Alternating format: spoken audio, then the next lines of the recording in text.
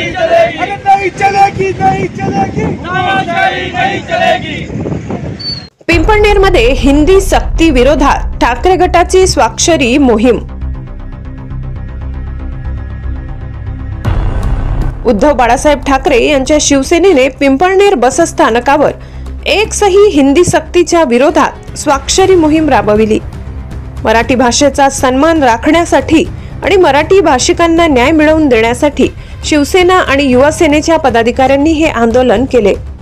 या मोहिमेत शेकडो नागरिक आणि शिवसैनिकांनी सहभाग घेतला।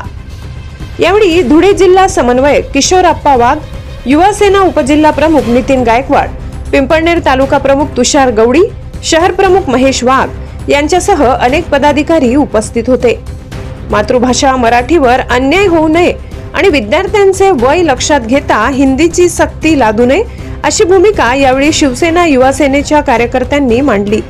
या आंदोलनाला विद्यार्थी, शिक्षक, पालक आणि सुजाण नागरिक मोठ्या संख्येने उपस्थित होते।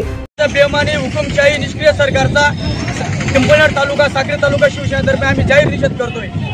आज या महाराष्ट्र सरकारने महाराष्ट्रात राहून हिंदी भाषा आज सक्ती केलेली, म्हणून या सक्तीच्या विरोधात आज महाराष्ट्रात सगळीकडे युवा सेनेच्या मार्फत हिंदी भाषेच्या विरुद्ध जिथं जिथं तालुका, शहर तर्फे आज यांची मोहीम करून हिंदी भाषेचा निषेध म्हणून आज महाराष्ट्रात हा प्रोग्राम लावलेला आहे।